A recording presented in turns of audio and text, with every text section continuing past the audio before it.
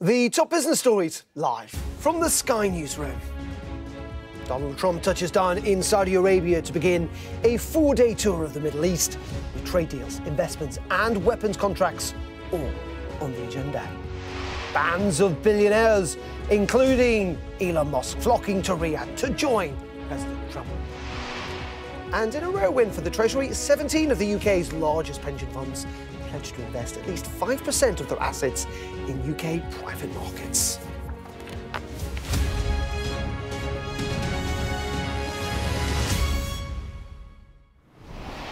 Very good morning on this Tuesday Business Live with me, Darren McCaffrey. Well, President Donald Trump has embarked on the first leg of a four-day tour of the Middle East. Saudi Arabia's Crown Prince Mohammed bin Salman has already pledged around $600 billion of investment to the United States, which President Trump is hoping to build on. Well, delighted to say in the studio is our economics and data editor, Ed Conway. Ed, very good morning to you.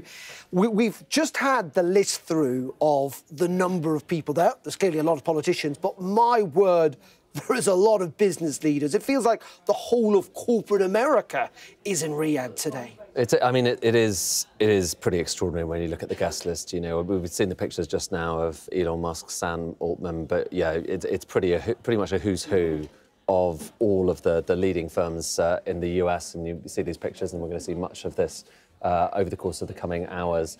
And I guess what's interesting about this, that's obviously Donald Trump and Elon Musk with MBS Mohammed bin Salman, the Crown Prince of Saudi Arabia. What's interesting about this is, you know, the choice, Donald Trump's choice to go to Saudi as this first, you know, the first big thing. Obviously, he went to the Pope's funeral, but this is really the first big visit that's both about business, it's about politics, and he's chosen Saudi for it, and that is significant given just what happened with, you know, under Joe Biden's presidency, with the murder, obviously, of Jamal Khashoggi, just what happened after that. Do you remember how, after that, you know, Biden said that he basically wanted to push Saudi out into the cold and then had to kind of go to them when oil prices were high? This is interesting because this clearly, and there's Steve Schwarzman, head of Blackstone, that this is clearly a decision from the US president to bring Saudi back into the fold. So it's kind of the culmination of the rehabilitation. And when it comes to Saudi Arabia, obviously, you know, people will talk mostly about what the fact that this is a petro state, about a lot of this oil money. But both sides really need each other. The US needs that stability within the global oil market, within energy, and using Saudi as a bridge to try and seek various different peace plans within the Middle East. But also Saudi needs somewhere to put its capital and to try to invest in various US firms. I mean, the fact that Elon Musk is there, it's not coincidental that on top of everything else, there's quite a lot of Saudi money backing Elon Musk's companies. But it's not just Elon Musk, you know. Look at any major US corporates, you know, within the Fortune 500. There is a lot of Saudi money in there just because Saudi Arabia has big sovereign wealth fund. They have a lot of petrodollars to siphon into. But they also want inward investment too. I mean, you know, this is a country that's trying to divorce itself, if you like, of oil, and that means, you know, investing in mining. It means opening up the tourism industry. It means sport, for example. I mean, the head of FIFA is there. I mean, they're going to host the World Cup, clearly. The head of FIFA, golf as well, is another big thing for Saudi. You know, that has been MBS, so Mohammed bin Salman's big plan is to try to seek out other ways of turning Saudi Arabia into not just a petrostate, but having all sorts, a little bit like Dubai did kind of many years ago, having all sorts of other business activities and also green energy. And this is obviously something that Donald Trump is seemingly less enthusiastic to talk about.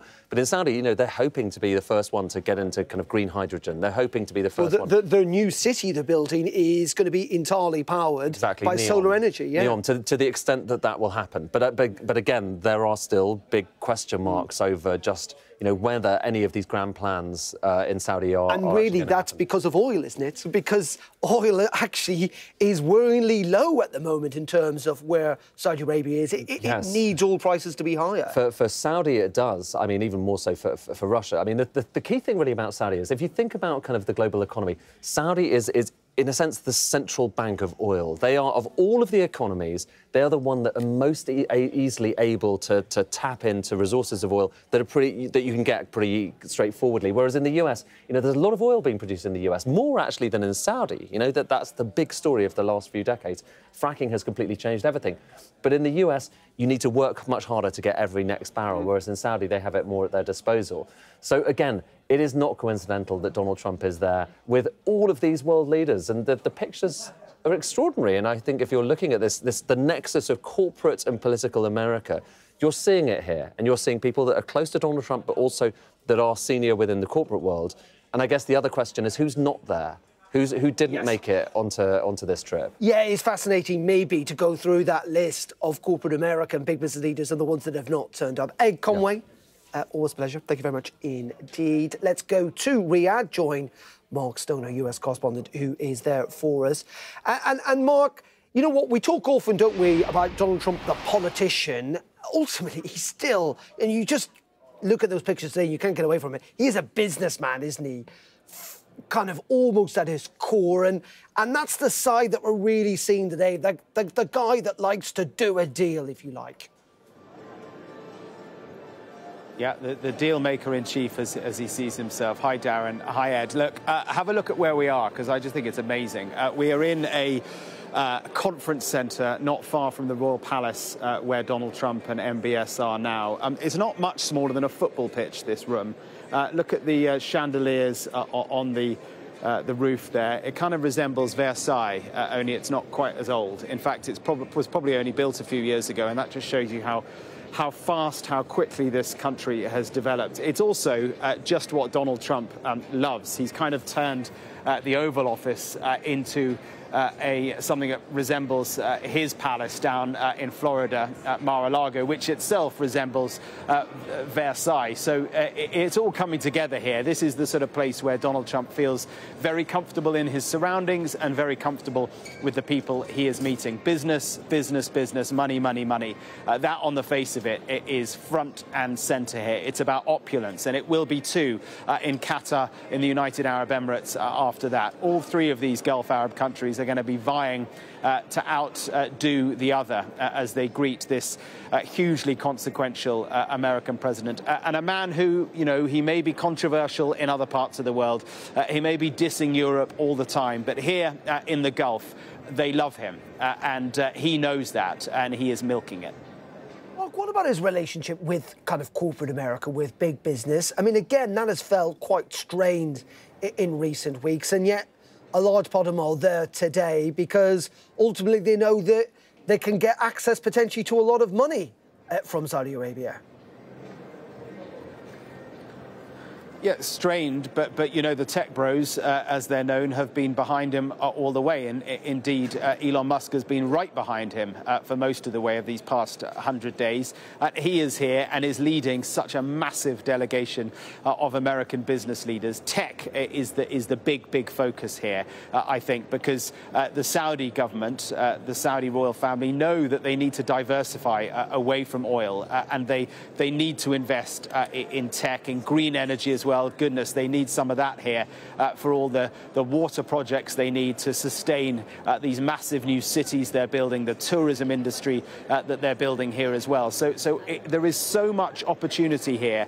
Political expedience has allowed countries and companies to come back to Saudi Arabia after it was frozen out not that many years ago. And now they are seeing and seizing such huge opportunity here. And, in return, Donald Trump is hoping that the Saudis will invest massively to coin his phrase, make America great again. Mark, great stuff, as always, live for us there in Riyadh today. Thank you very much indeed. Let's go to Lahore and let's speak to Osama Rizvi, who is energy and economic analyst at Primary Vision, a global oil and energy consultancy. Osama, thank you very much indeed for joining us.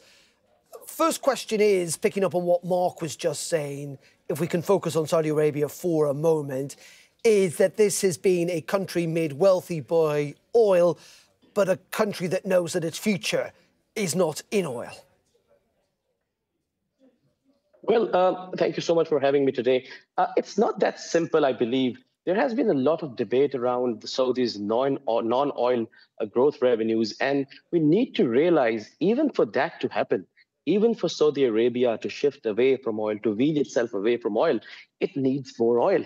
And that there is the paradox. And that is where I think this current visit really plays it out really well, because right now, both the sides, the US and the Saudi side, they're in a bit of a pickle in terms of what do they want from the oil markets. And it's essentially the opposites. Saudi wants a higher oil price because they've been registering a lot of budget deficits. Their indebtedness has risen.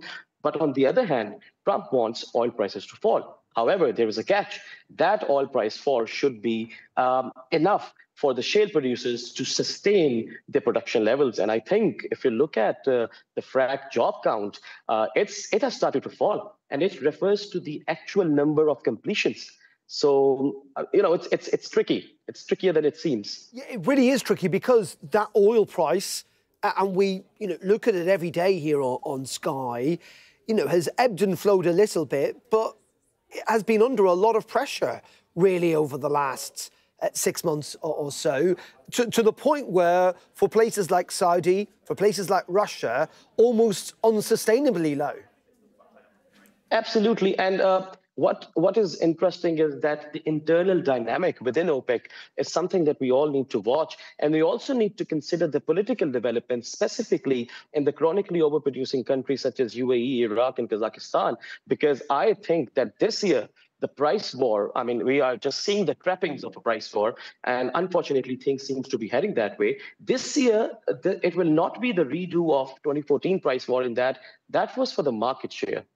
This is going to enforce or impose or encourage the compliance within the OPEC. And I don't know in this game of what turns out to be a game of chicken, which side will, blink first. Everyone has their domestic priorities set in: Kazakhstan, Iraq, UAE. But then there is Saudi Arabia, the de facto leader, and they need oil at 90 or 95 barrels per day to balance their budgets. And for the longer run, this chronic budget deficits can produce real issues, even for a strong economy like Saudi Arabia. And just finally, Osama, part of that, of course, is the United States too, and it's fracking, it's shale gas. Yes, fracking. For instance, U.S. shale industry has bestowed a huge gift to the U.S. from, turning some $100 billion deficit industry into a $40 billion, surplus industry. And that is why I think we need to track the actual completion in the shale basins. So, as I said, the frac job count seems to be heading downwards, and it is really concerning. And other things are there, but the efficiency gains were holding up. But right now, the efficiency gains seems to be giving up. And if the prices remain longer lower for longer, I believe that the shale production will start to go down. And the current administration in the US would do everything to avoid that. OK. Osama, live for us there in Lahore. Thank you very much indeed. OK, let's bring you up to date with some of the rest of the business stories this morning. And Rachel Reeves will set out plans to force large pension funds to invest up to $50 billion in private assets if they fail to meet voluntary targets in a new Mansion House Accord. The announcement comes as 17 of the UK's largest pension funds have signed a pledge to invest at least 5% of their assets in UK private markets by the end of this decade. Nissan has confirmed it will shut 7 factories and cut up to 20,000 jobs worldwide. The car maker, which employs around 6,000 workers at its factories in Sunderland, had already announced last November that 9,000 roles would be cut amid weak sales and rising costs. The company has not confirmed when the closures will happen or indeed which plants will be affected. April's retail sales are up 7% from last year. This has been attributed to last month's warmer weather and a late Easter. Food sales jumped, as did DIY, homeware and gardening goods, as many of us tried to make the most of the sunnier conditions. The British Retail Consortium says figures for March and April combined were also 4.3% higher than a year ago. Marks & Spencer has said that some personal customer information was stolen in a cyber attack 3 weeks ago. While M&S didn't give any specifics, it said that the breach does not include payment or card details or account passwords. Online retailers are still suspended until further notice. Don't forget, you can get more on that story, find out how it affects you, and indeed the rest of the business news. All you need to do is scan the QR code on your screen now to access the Money blog on the Sky News app. It's the big one, just in case you were wondering. The small one is, of course, for continuing coverage of the Trump tour. Now, the United States has surged into second place in the list of countries with which the UK trades. The most, that's according to Santander's latest trade barometer. 54% of British businesses now trade with the States, pulling ahead of France, making last week's so-called trade deal with the US even more vital to UK PLC. Well, let's speak to Jane Galvin, Head of Corporate Clients at Santander UK. Very good morning to you, Jane. I was a bit cheeky there calling it a so-called trade deal because lots of people have poo-pooed it. But it is a start, isn't it, to a degree, and much talk about trying to strengthen trade relationships with the United States. Absolutely, Darren. And in fact, what the report shows us this time around is that more than half of businesses are saying that international trade is more important than ever. So it is really timely. As you say, it's the start of a deal. I mean, the amazing thing is, despite the geopolitical turmoil that everyone's seeing, the UK does still come through as the strongest export market that businesses are expecting to be trading with. So it's the very beginning.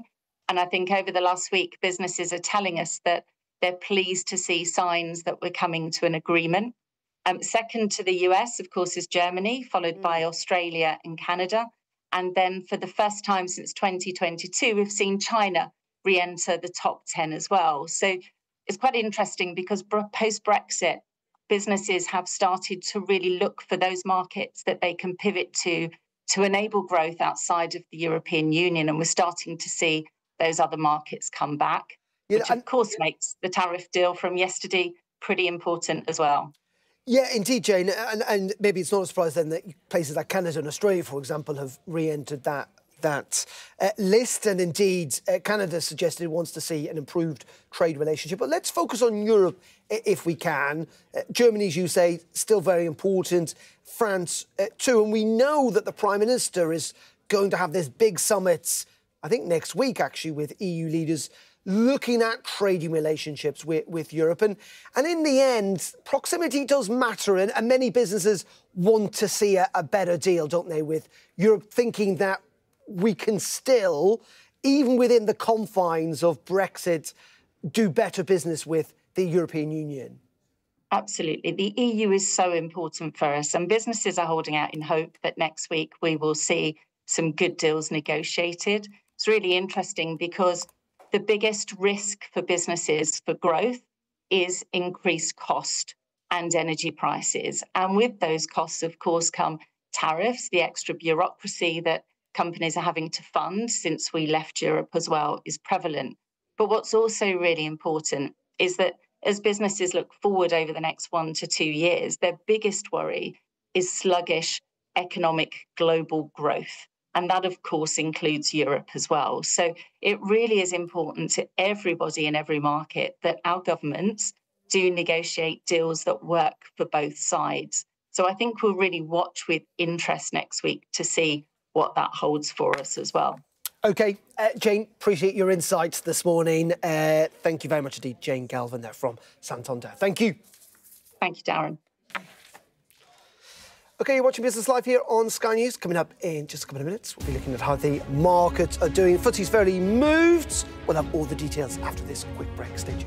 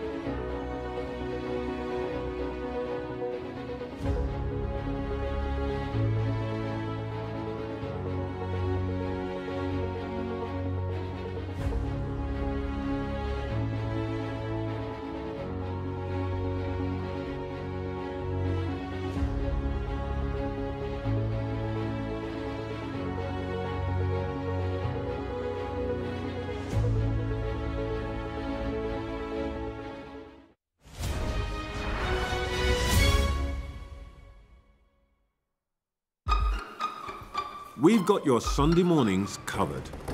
From the front page and the sounds of the streets to the voices of the people who make the major calls and big picture politics beyond Westminster. We'll put you at the heart of our story.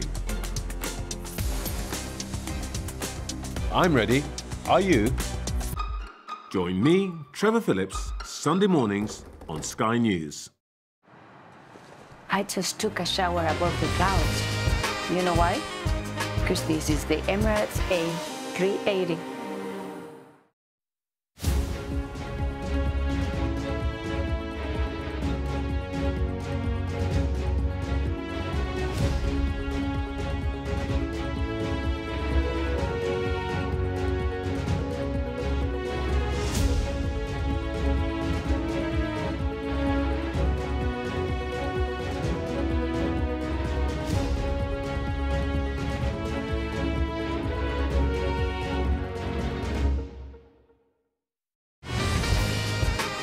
Fly Emirates, fly better. Welcome back to Business Live. Let's have a look at how the markets and the rest of the business news are faring. Let's speak to Anna MacDonald, Investment Manager at Albury Capital Management. Anna, very good morning to you. We must start talking, if we can, just briefly about Marks & Spencer this morning, talking about the fact that some of its data has been stolen. And it's a reminder, and it's not just M&S that's been affected by hacking, that the damage this can do to businesses. I mean, this attack on M&S was more than 3 weeks ago.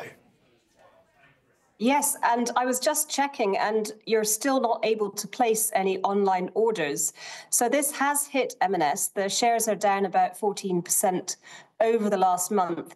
And it's at a really critical time because we've just had retail sales data coming out showing that it's been really strong in April, up 7%. And I think that's because the weather's been great and people have been wanting to shop. We've also heard from Wix today, some good numbers. So I think that it's coming at a terrible time for M&S. I think they're probably handling it quite well, as much as they can. They're being open when they need to be. But yes, it's a significant hit for the business. It really is. And as you say, it comes at a time in which retail sales have been pretty good, which is good news for all of us, up quite substantially in April, and the weather will have helped. Yeah, weather helped, and bringing Easter falling into April rather than March did help too. So yes, that's been quite a boost for retailers, and actually hospitality has been very strong as well, which is a nice boost given that those sectors have had to cope with some pretty significant changes in national living wage and national insurance contributions, the hardest hit sectors really. So it's welcome news for them. And talking about that, let's talk about wage growth if we can. Again, a mixed picture and good story that it is up, but certainly pressure when it comes to payroll. It feels that there are fewer jobs around, maybe because of some of those government changes. Yes, unemployment has risen a bit, with payroll falling 47,000 in March and a drop of another 33,000 in April. So that takes the unemployment rate up to 4.5%. That puts the Bank of England in a tricky spot because they don't know, they don't want unemployment to start rising. But on the other hand, with those wage increases being well ahead of inflation, they've got to see how that plays out really in terms of the prices that we're facing.